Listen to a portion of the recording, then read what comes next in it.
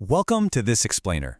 You know, right now, at this very exact second, and without you even realizing it, your brain is running a default movie on autopilot. And let's be totally honest here, chances are it's probably not a movie you would willingly pay to go see. It's kind of just a movie full of bad reruns. Well, today, we're going to learn exactly how to grab the remote, step right out of the audience, and actively change the channel on your brain's algorithm. So I want you to ask yourself right now, what movie is actually playing in your head? Because by default, the human brain absolutely loves to dramatize. We just naturally gravitate toward what we don't like. We're constantly replaying that one stupid argument we had last week, or, we fixate on the people who keep letting us down, or maybe we just sit around in dread about a job we completely hate showing up to. We let these negative looping narratives become the main soundtrack of our daily lives, and then we sit back and wonder why nothing ever seems to change. Okay, let's dive into this. On a daily basis, we usually ask ourselves these endlessly looping questions, right? Things like, why did this happen to me? Why did they say that? Or why is my life still exactly the same? These questions literally act like glue. They keep us completely stuck in the past. But what if you replaced all of that exhausting mental noise with one single, incredibly powerful, pattern-interrupting question? And that is, what do I really want? It sounds almost too simple, doesn't it? But as you'll see, the quality of your life depends way less on the answers you find and far more on the questions you actually choose to ask. All right, moving into section 1, we think in pictures.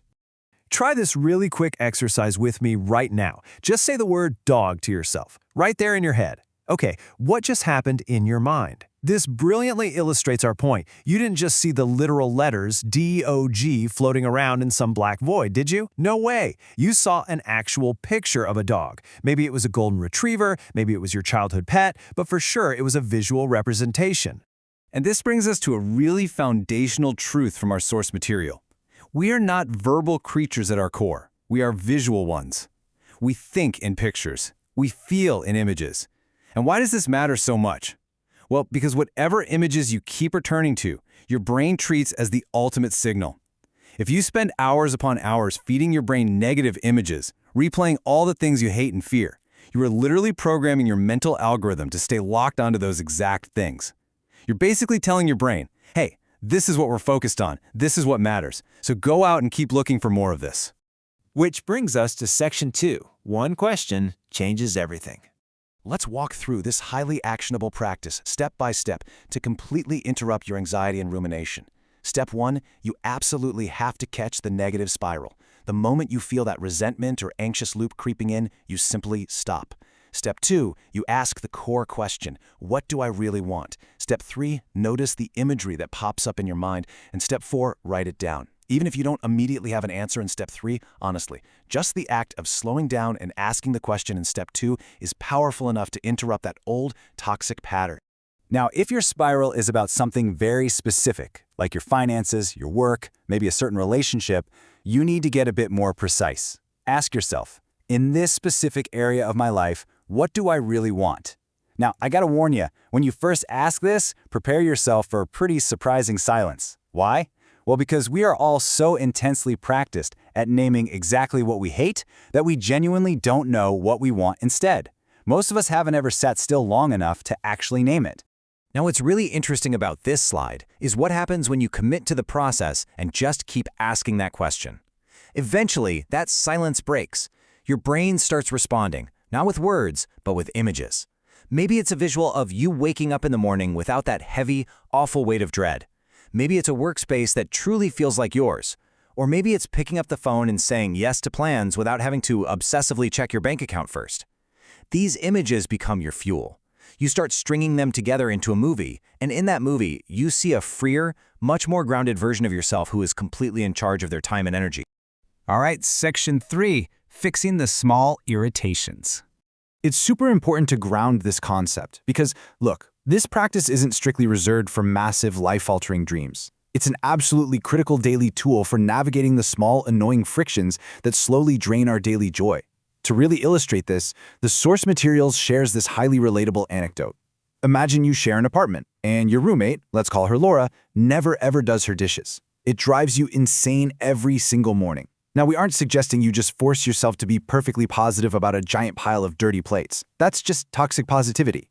Instead, ask yourself, how much of your precious mental real estate goes to dirty dishes? How much of your entire day begins in severe irritation and kind of just stays stuck there? Here's where the rewiring really takes effect. When you stand in that messy kitchen and ask, okay, what do I really want? Maybe the answer is just peace or my own space where mornings actually belong to me. The exact moment you define what you want, your brain stops endlessly fixating on Laura's flaws. Instead, it flips a switch and actively starts scanning for practical solutions. It starts identifying financial leaks so you can afford a new place of your own. It looks for immediate boundaries you can set to reclaim your morning peace right now. I actually want to slow down our pacing right here for a second, because this next realization is incredibly profound. The imagination doesn't activate when we're stuck in complaint. Let that really sink in for a moment. When you're sitting there complaining, your brain's problem-solving imagination is literally shut down.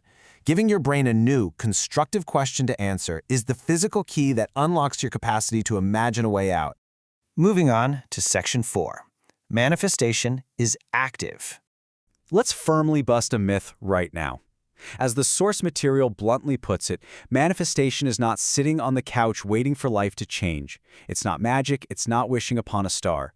It is the daily, gritty, highly intentional work of cultivating a completely different inner world. So the crucial point is this. Your negative thought patterns absolutely did not appear overnight. You learned them over time. You practiced them, fed them, and gave them so much emotional energy until they felt like the absolute truth. Building a new algorithm requires that exact same level of sustained commitment. You have to actively unlearn those negative patterns. You have to consciously choose to focus on new images rather than just constantly picking at old wounds. And above all, you really must commit to daily redirection. But hey, the good news? Asking, what do I really want, costs absolutely nothing. As we begin to wrap up this explainer, I strongly urge you to carry these specific questions into your week. What do you want to feel? What do you want to build? Stop focusing on what you're merely managing day to day. Stop fixating on what's currently frustrating you or what you're fearing. Put your mental energy exclusively toward what you want to construct moving forward. And here is your final, simple call to action. Write it down. Just one sentence, one image, one movie. Document your new mental movie in a journal or even just on the Notes app on your phone. Even if all you can visualize right now is just the opening scene, write it down. Because that simple act of defining the image is where the rewiring truly begins. I want to leave you with one final lingering thought as you step away from this explainer today. What image will you return to, again and again? Remember, your brain is eventually going to build your reality around whatever picture you show it the most often. You hold the remote. You get to choose the standard. So, what is your new movie going to be?